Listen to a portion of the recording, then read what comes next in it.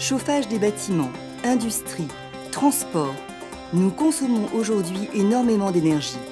En France, comme dans beaucoup d'autres pays, cette énergie provient en grande partie de ressources fossiles fortement émettrices de CO2.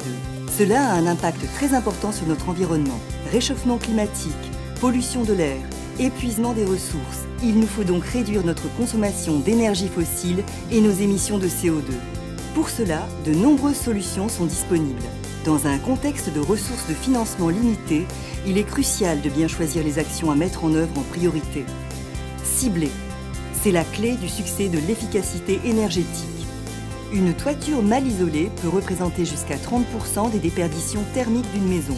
L'isolation des combles sous la toiture permet d'éviter ce gaspillage très important. On peut poser une ou deux couches d'isolant, laine de verre, laine de roche, directement sous le toit.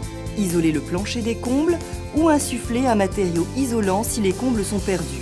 Cet investissement est généralement intéressant, mais il ne sera pas rentabilisé aussi vite suivant la source d'énergie utilisée pour le chauffage de la maison. Nous avons réalisé notre étude sur une maison moyenne de 114 mètres carrés mal isolée au départ.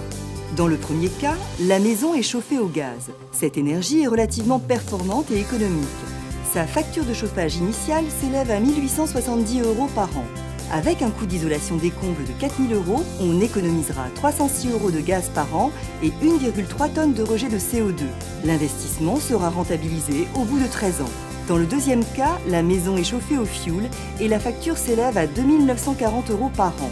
L'investissement de 4 590 € dans l'isolation des combles permettra d'économiser 538 € de fioul par an, 1,7 tonnes de rejet de CO2 et sera amorti en 9 ans. L'isolation des combles est donc nettement plus intéressante dans le cas des logements chauffés au fioul, qui sont ceux qui émettent le plus de CO2.